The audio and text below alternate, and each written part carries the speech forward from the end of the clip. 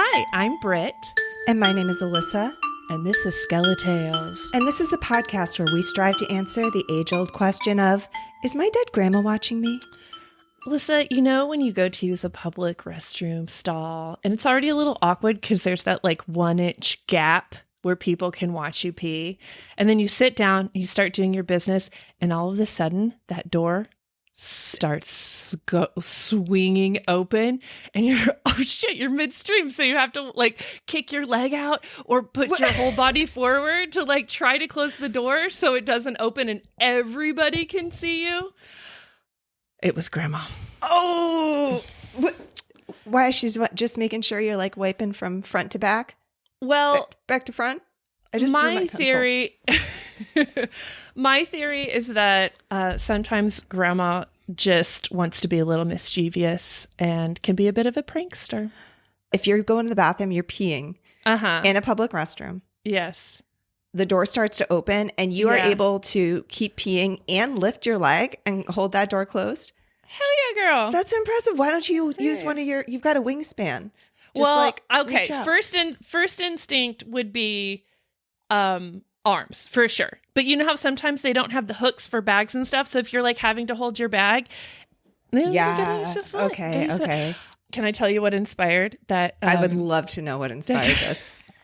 Please. Okay, so I'm thinking of shameful things that Grandma would, be watching me do. Right.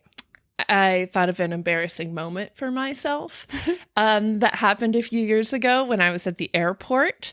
And my youngest, Ellis, was a toddler. And I had to go to the bathroom real bad. We had just gotten off the plane. We head into the bathroom. I have the toddler with me. So we go into the handicap stall. Not sure if you're aware. Handicap stalls are huge and the door is very far away. There is no leaning forward or none of that. No. So I am like about to burst. I sit on the toilet and Ellis goes to the door and he opens the door and it is the airport. So every woman in the airport is in this bathroom and I'm yelling, close the door, which is drawing more attention to myself. But he's like 18 months. He doesn't know. I literally have to stand up with my pants around my ankles. Everyone's seeing everything and waddle to the door and close it. Oh. I'm mortified. Oh, and Grandma saw it. Grandma just she's laughing. She was in giggle. That stall and she's like, Ellis, go open that door. Go do it, prankster. I have like such a vivid memory of being in kindergarten. And my kindergarten class had a bathroom at the back of the classroom. And I remember opening the door, not thinking anyone was in there. And there was a girl in there. And I know her name still to this day because it's like seared in my memory. And I caught her. She was on the toilet and she had Smurf underwear. And I was so shocked and embarrassed. I'm sure she was, but I was like, oh, so ashamed. And I think, Grandma, that was a lesson. Always knock on the door. Always knock on the bathroom stall. Always. Also, when you're going to the bathroom, just lock it. When you can, and Grandma's not possessing the door. But in those public restrooms, there's that pressure too. Sometimes like if someone's next to you and they lock it and then they unlock it, it will start swinging open. No, I'm always trying to be ready for that. A lot of dudes don't have stalls on the bathroom doors. Why is that? Why don't dudes have can you take doors? A shit without a door? No, don't do that. I had friends who used to drive home from school in high school to go take a dump because they wouldn't go in the bathrooms, which I don't blame them because there's no freaking door. If there's no door, I'm doing that too. Oh, Lord. Hey, Britt, do we just talk about bathrooms and toilets and shitting on this podcast? Oh my God. Only about half of the time, but all the time we talk about our grandma. So there's that.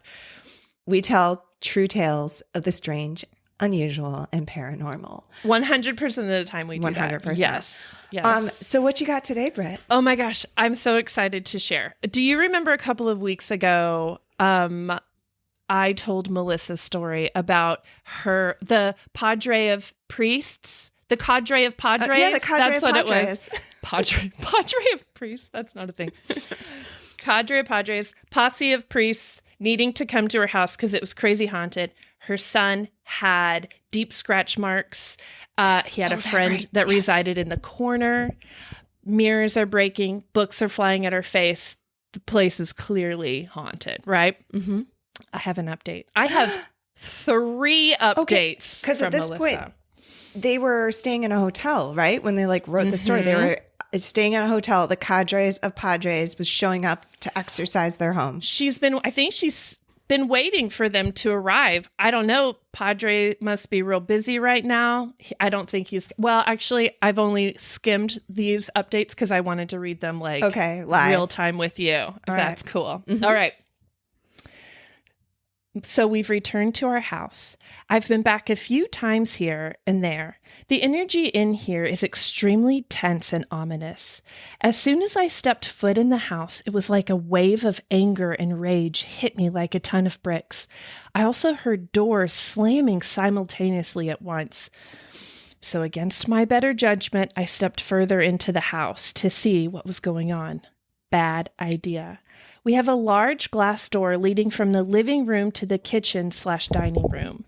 As I was about to open the glass door, I see a large, and I mean huge shadowy figure and terrifying black eyes peering at me through the glass door. I did not feel safe. I felt like it meant me harm, so I booked it out of there. I'm still in contact with my priest, and I'm hoping that someone can help us because I don't want to keep staying in this house with my children.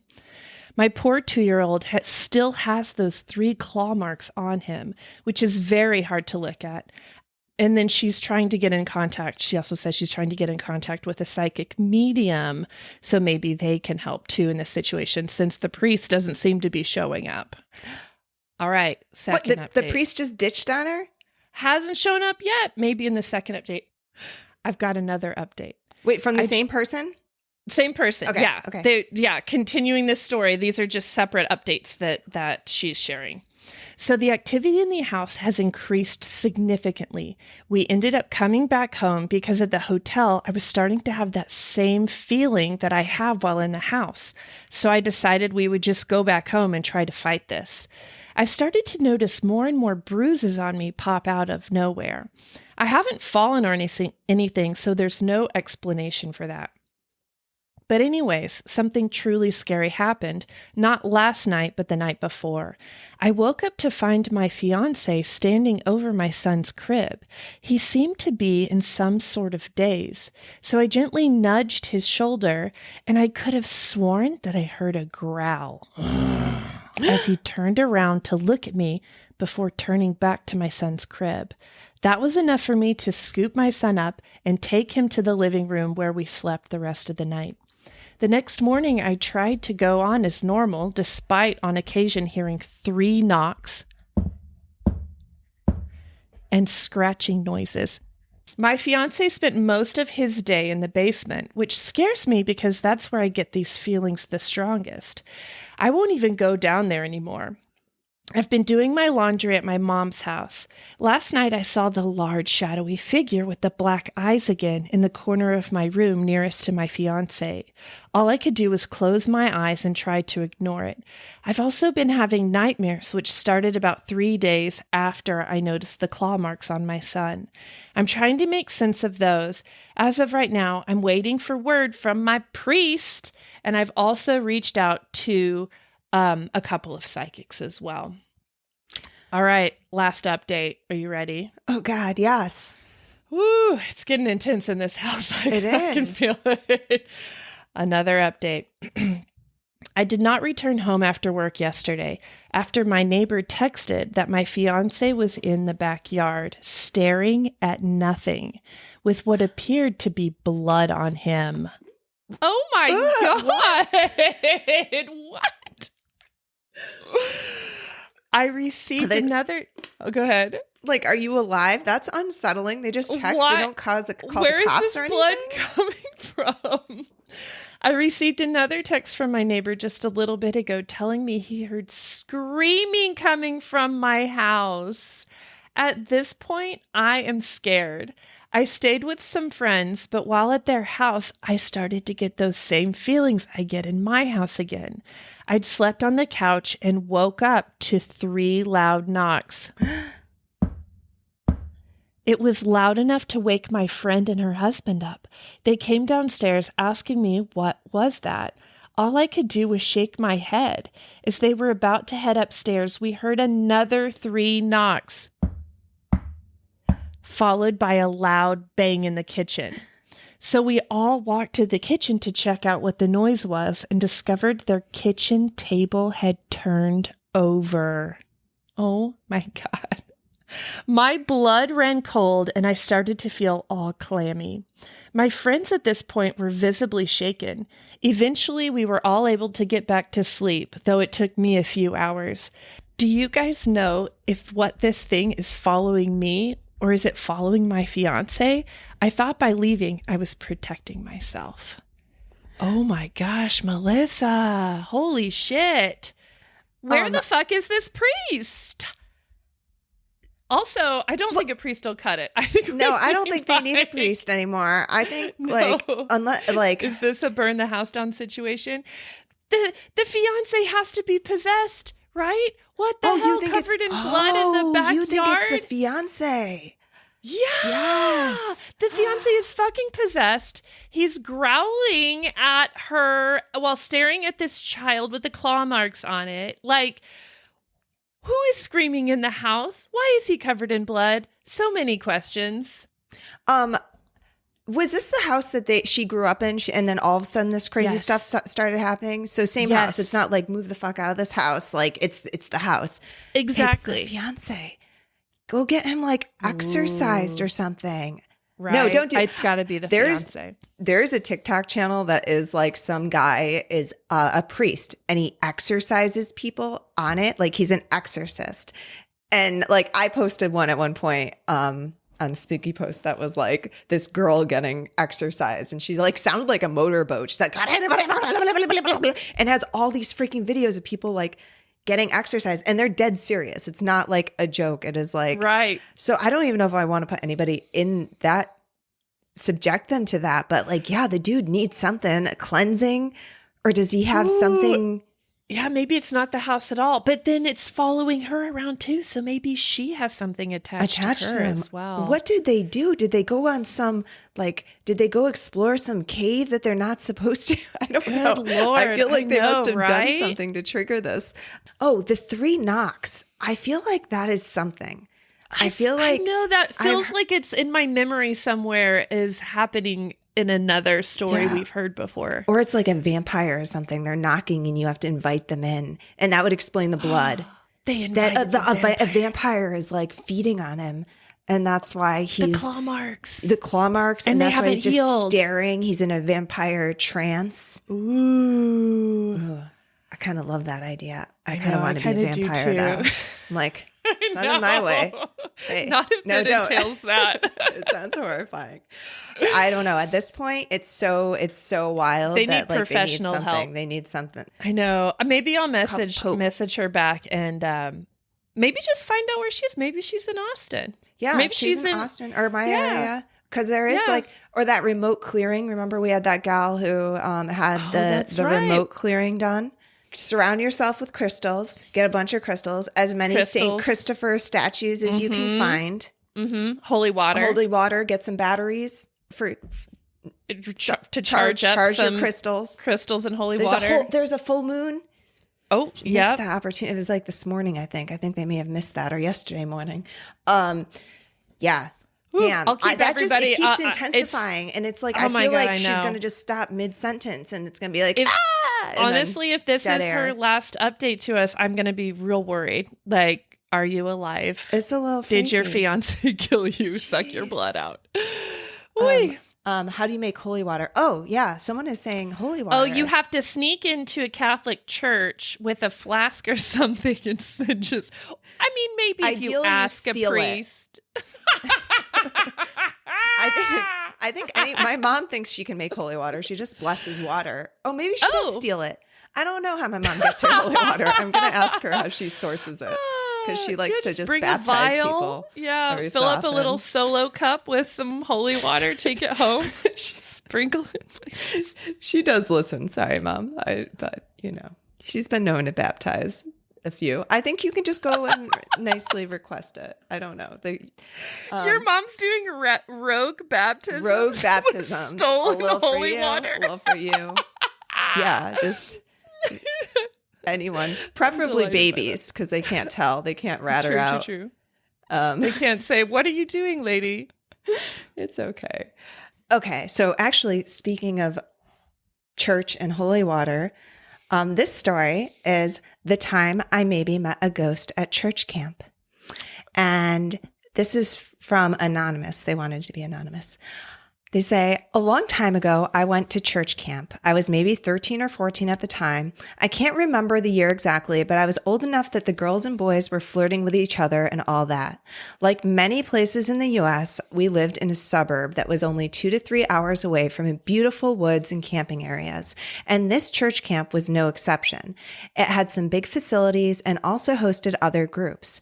I'd been there with my Girl Scout troop before, and many different churches would have camp there at the same time as ours, sort of like a getaway for Sunday school kids of the same ages.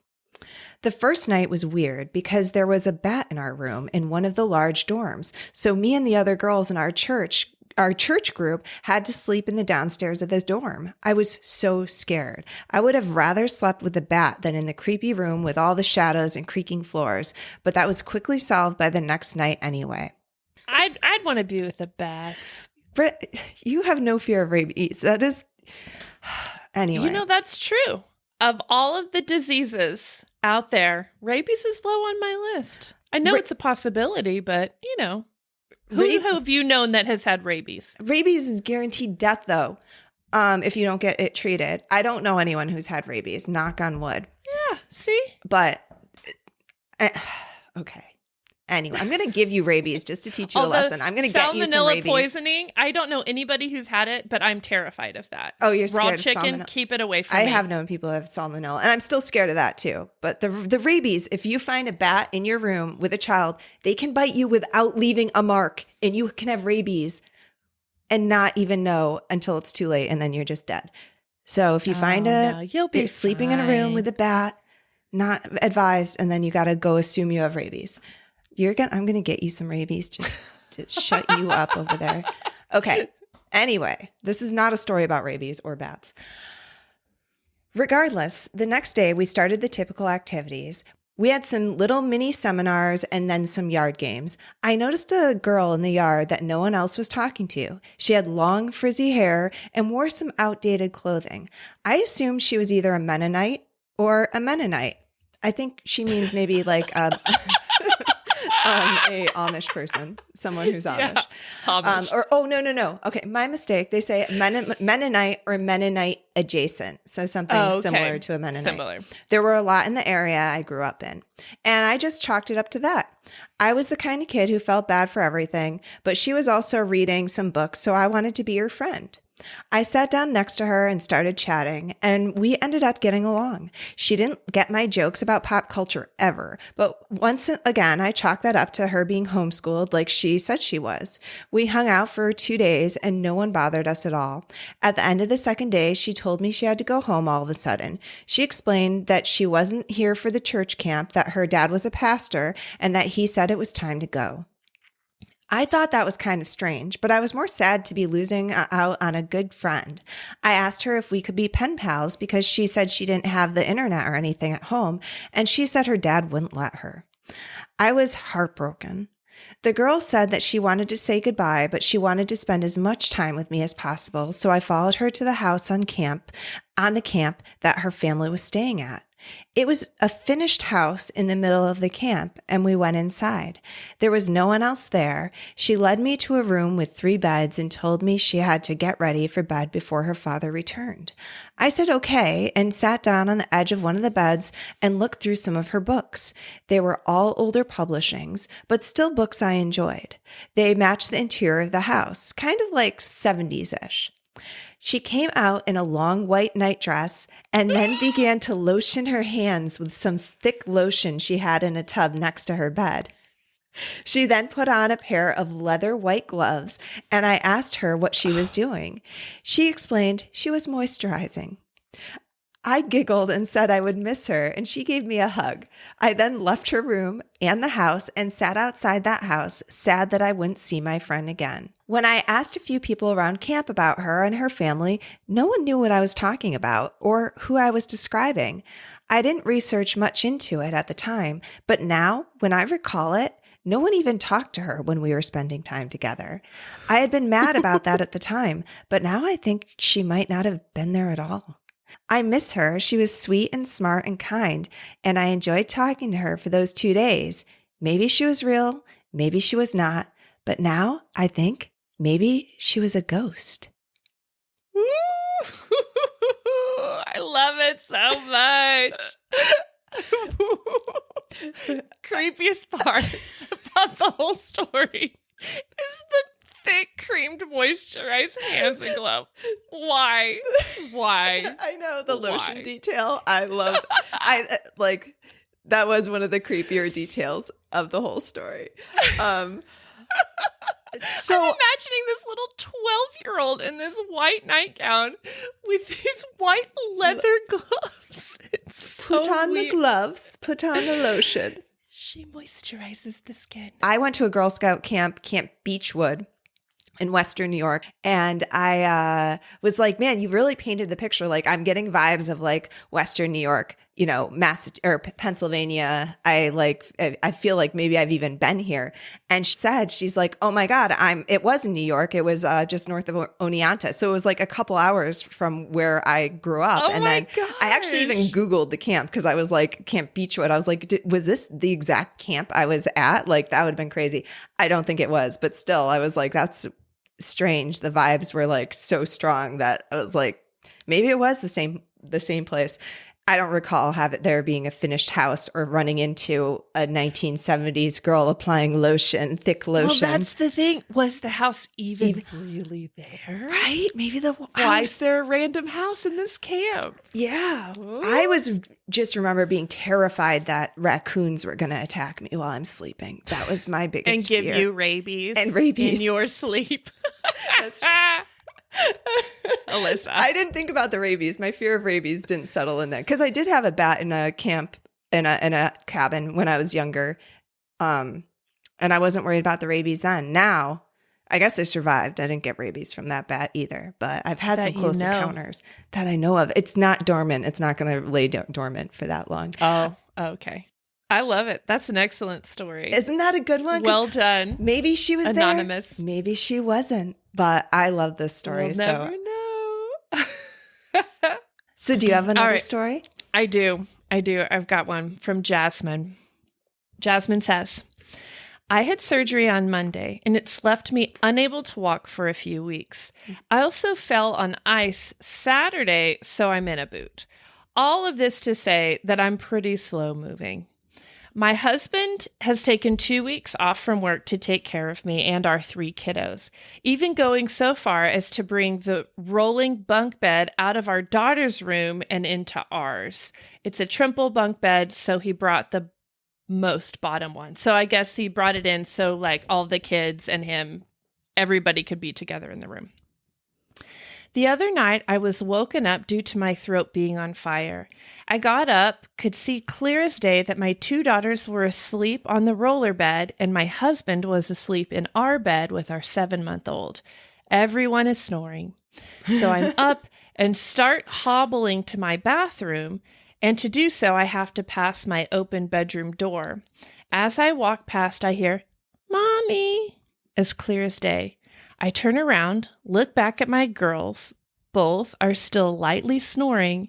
I shrug and I'm about to start walking, but hear my oldest say, "Mommy, come here." I freaking freeze, turn on the light switch, and my girls are still asleep. And I'm staring right at them when I hear, "Mommy, I'm in my room. Come here." It's my daughter's voice, her groggy, tired voice, but I'm looking at her. She's passed out snoring, lips not moving. I look outside my door to the dark house and can see right down to my daughter's bedroom. Their door is wide open. I nope as quickly as I can, which isn't very fast, and shut and lock my bedroom door so quickly and get back into my bed with my husband and baby. Mind you, I want to add that we do not leave doors open in this house, not in unused rooms, that is. It's just something I carried over from my childhood. If a room is empty, you close the door. So for their door to be wide open, I know my husband had closed. And the fact that it was my daughter calling me, even though I could see her right there in front of me asleep, I am freaking out, especially since this isn't the first weird thing to have happened here, but it is the first in many years. Just a note that the things that have happened in the past were also centered around my oldest daughter. That's from Jasmine. Why is like hearing a child's voice calling out in the middle of the night when no one should be there so much creepier? I don't know if I want a demon voice. I don't know if I want any voice, but a little child's voice. What was in that daughter's bedroom? I don't know. Why was the door open? What was going to happen? Luring her in there. I know. Dude, that's creepy. I was picturing like a doppelganger, like some creepy, like skin walking doppelganger. Oh, like or if her daughter was like standing in the doorway with a twisted smile, Yes. but her real daughter was asleep in the bed and What would it have done to her? Oh my God, I don't know. I like how she's like, I did as fast as I could, which was not very fast. It's just so slow hobbling back to bed. Oh. Can you just be terrified and you can't run away? Just have to hobble away.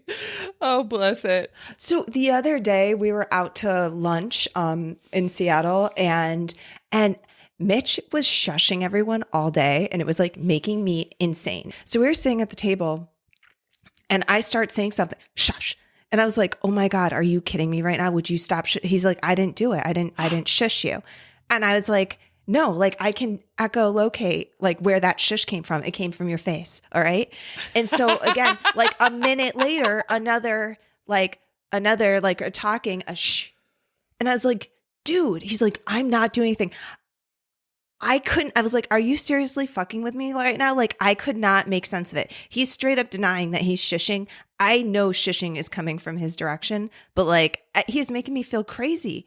And I still don't know. He was Alissa, Grandma. It's Grandma. Fucking with me. She's trying to just start whatever a fight. You were trying to say. She's like, shh. That's such a grandma thing to do too. Shh. Shh. That is truly bizarre and super annoying if you're trying to be talking and you have your ghosts shushing you. Mm-mm.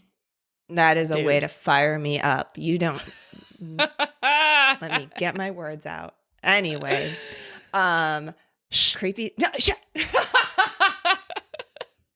You're lucky. You're lucky. You're 500 miles away. I'll over there and fuck you up, Britt. Okay, so my next story. Are we ready for my next story? Totally. This one is also from Anonymous, and they say, so when I was 6, me and my family moved into an apartment and meet my imaginary friend, quote unquote. He was a Civil War era looking guy with a white wig and fancy clothes. He looked about 35 years old and his name was David. He lived in my closet and left it rarely. He would help me with English and history homework, but never science and math. When I asked him why he wouldn't help with it, he would say, back in my day, we didn't use those unless it involved money. And I thought that was weird if he was an imaginary friend. He was nice and helpful, but if anyone slept next to the closet, he would touch their face and look really sad. I've always had trouble sleeping, so he would put on movies, quote unquote, by moving the clothes and hanger to create movement. And I could hear what was happening in them too. I could hear the voices and sound effects just like it was in the movies. One time, though, I asked how he died. He chuckled and said, that's a story someone your age doesn't need to hear, but if you see me later, you can ask again. Then I asked him why he was still here, and he said, I'm waiting for someone, and when he gets here, we will leave together. As he was saying it, he had a far-off look in his eyes. I didn't ask again. One last thing is that he would slap my abusive stepfather whenever he hurt me. The time I remember the best is the time my stepfather kicked me in my stomach. Then David got so mad that he slapped my stepfather so hard that he spun and fell to the ground. When he got up, he had a bloody nose and a bright red handprint on his face. We moved away after a few months and David was still there. I haven't gone back for 8 years and I want to so I can see if David had found the person he was waiting for. Not an imaginary friend. Not so imaginary friend. All. This corroborates with how we've talked about spirits who just wait for other spirits before they like enter the other unworldly realms or whatever. Heaven? I don't know. Does it corroborate? Corroborate?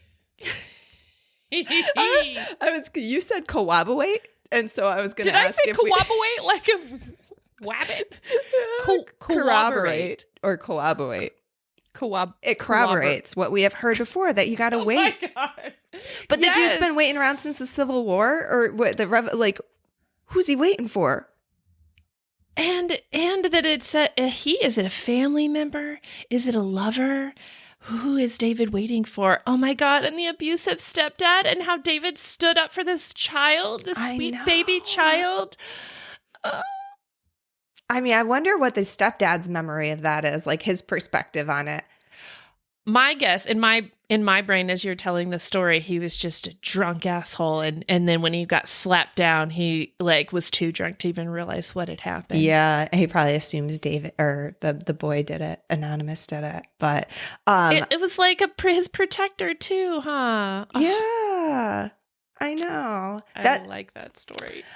I am dying for more of these like not so imaginary friend stories. I actually like went on Reddit and I asked a question at like who had an imaginary friend that they later realized was a ghost. And someone's just like, doesn't that just make you schizophrenic or something? And I was like, no, like there's so many stories of people, like it's a real thing. When people have imaginary friends, they actually see them. Like when kids do, they see them, they're interacting with them.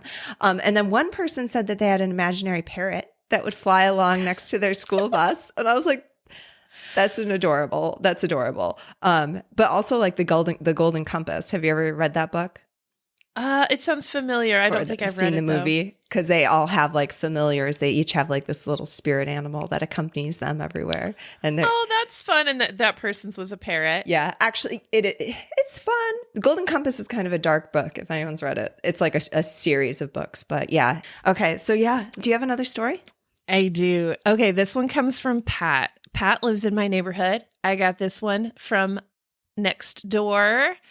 I'm trying to decide if I want to read what she wrote or if I want to, you know what? I'll just read what she wrote. Okay. We'll go from there. Okay. While I was growing up, every summer I would go camping with my family. We'd go for about 2 weeks. One summer, we drove the 9 hours to Dale Hollow Lake on the Kentucky-Tennessee border. I think I said Kentucky weird. Kentucky. Now you have me all weird with Coahuila. All right. Kentucky-Tennessee border. My father and brother had gone out fishing on the boat. It was not uncommon for them to be gone all day and even into the night. My mom and I stayed at the camp. We just hung out talking, and then when it got dark, we went to sleep. Next thing we know, we could hear my dad yelling my mother's name. I'm just going to pretend that her name is Susan and his name is Bob, because those feel like parental names. Okay, so next thing I know, I could hear my dad calling my mother's name, and Susan, Pat, Susan! And my brother was calling us too, Mom! They were frantic. We woke up, got out of the tent, and saw them standing in the camp with their guns drawn. They were frantic and seriously distressed and upset. They said that they were out on the lake a couple of miles out, and they'd begun to hear my mom and me screaming, crying, begging for help. They could hear us because I was calling for my brother and my dad. Dad! And my mom was calling my dad by his name. Bob, help us! We were begging someone not to hurt us. This is what they heard out on the lake. So my father and brother rushed back to camp as quickly as they could, only to find us safely in our tent. They ended up staying up till daybreak that night. Then the next day we packed up camp and the boat and drove the several hours back home. We didn't end up going back for several years after that, even though my dad owned property out there. So, just out of curiosity, I had to search up this Dale Hollow Lake and be like, Dale Hollow Lake, haunted. Yeah. Dale Hollow Lake is famous for an aerial photo that was taken. Above the lake, you could see the town that used to be, under the lake. How they were flooded it. Right? They flooded it. They evacuated it and flooded it. And you can still see on a clear day the town below if you're like on a plane or whatever. That's cool. I never thought. That's neat. So I don't know if that has anything at all to do with this weird, freaky ghost voices? Yeah, I don't know what that's Wendigo called. voices? Yeah. I don't know. I was very fascinated by this story, though, because I hadn't heard anything of it. I mean, they're in the middle of the lake. They shouldn't be able to hear anything. I know that sound travels over water pretty well. So I'm not surprised that they could hear things, but to hear for both of them to hear completely different things, completely different signs of distress. Oh my God, it was a mermaid. Mermaids, they'll do that, or sirens, right? They'll pretend they're screaming and they'll. Wouldn't they draw them? They wouldn't draw them back to shore though.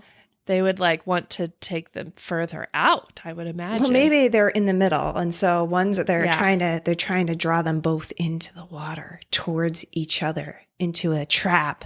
I don't know. Sirens just sing. Did you see that episode of Into the Shadows? With the Colin Robinson falls in love with a siren. Yeah, it's good. That's good. I like that episode. As soon as I thought of it, I couldn't think of anything else. But yeah, that mermaids solved. That's it. Okay, that one's solved. Mermaids. They're just swimming around that little town. Mm-hmm. They down took over Dale Hollow Lake. I mean, because you assume they didn't just flood the town with people in it. It's not like they just killed a bunch of people to make the lake. No, people had time to get out and evacuate. But maybe the ghosts are still stuck there. It was clearly something sinister or something that wanted them out of the lake. They wanted them out of the forest. Because they were on shore, though, right? You're saying one is on shore and one is in the lake. Okay, and Pat and her mom are way at camp. Yeah. Not so at the lake. Not on the lake or whatever. And then the brother and the dad take off on the boat 2 miles out into the lake. Right. And that's when they hear the distressed screaming and crying. Yeah, but they're both hearing screaming and crying at both locations, right? No, Pat and mom didn't hear a single thing. Oh, I thought last they heard, they were woken up from their tent because the dad had come back and they were like, Susan, are you okay? And she's like, Joe, who's hurting you? Okay. Yeah. Still mermaids. Or maybe something saving them from the mermaids. Something maybe something really bad was going to happen on the lake. Mm-hmm. Someone's protecting them. And they were like, the only way that we know to get them out of this lake is to make these voices. Ooh, I like that idea. I think that's it. Mermaids saving them or guardian angels. There's mermaids. That's it. Nope. Mermaid. Okay. Solved. The lake mermaids. We got an email in our hot box. Do I have time to read that real quick? Yeah, I think so. Yeah, we're good.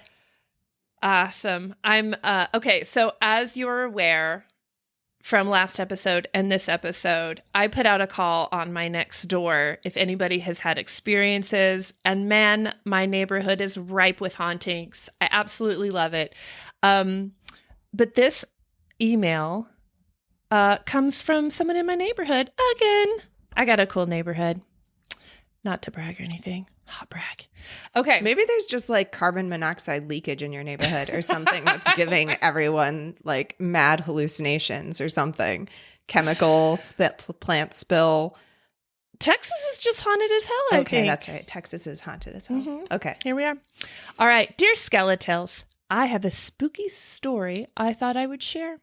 It all started when I saw this email come in from our neighborhood group asking for stories of the strange and unusual. This person, it was me, said that they had a podcast. When I inquired as to the title of the show, I was informed it was Skeletales. I searched up the show and gave it a listen. I am an editor and producer of a podcast for another local and support local artist. Oh, another local and support local artists. Got it. Okay. So anyway, I listen to an episode of this show and find it a delight. Spooky, but not in the overtly scary way, and wildly entertaining. So I tell my wife about it. Later that evening, we're sitting in our living room watching TV when all of a sudden, the garbage disposal turns on in the kitchen. Our son was upstairs. Both my wife and I were in the living room, and no one else was in the house. Or was there? Dun, I don't know. dun. Maybe it was Grandma. This has never happened before and has not happened again since. A day later, our son was gone to work and we heard something fall in the kitchen. We go in to see what fell and could find nothing. A week later, I'm in the kitchen clearing the dishes and I get a flash of my late cousin. When I spoke out loud, "Cousin, are you there?" I got a rush of goose flesh down my side. Did listening to your show bring the spirits around me? Were they always there and now I'm just looking? Love the show. Keep up the great work. From Scott. And I'm going to plug his business. It's Canon Light Media. He's a producer. Oh. But, yeah, Scott. I love that. Thank you, Scott. Oh. And the answer is yes. Listening brought forth your cousin's spirit in your kitchen.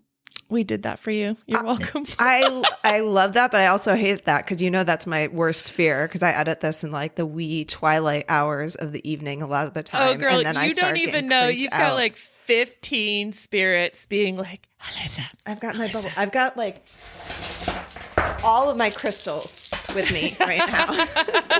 I surround myself. I don't know if they do it. There's a wad of crystals. Yeah, I just happen to have them right here. Lots. Oh, when the garbage disposal turns on, yeah, that's terrifying. Like, did he feel compelled to shove his hand into it? Figure out what's in there. They scare me too. They are. I do. And even as I like, anytime something gets stuck in there and I have to reach in to get it, I am like, have my eye constantly on that switch of like, I don't know, like I'm afraid someone might run in and turn it on or something. Oh, it's so scary. Yeah, or I have like that weird like compulsion like of will I accidentally just reach over and turn it on? Some weird reflex of like, why did I do that? I think that comes from, did you ever see the movie The Incredible Shrinking Woman? It's like with Lily Tomlin. I don't know. I have a very vague memory of the whole movie, but the thing that stood out is her being this tall and falling into the garbage disposal and then it turning on and her like having to dodge the blades. I'm pretty sure that's where that fear comes from. That sounds very Honey, I Shrunk the Kiddish. Yes, it is. But yeah, terrifying. I think she eventually just disappears. I don't remember. Spoiler. I think that movie was like made in like 1970. I have no idea.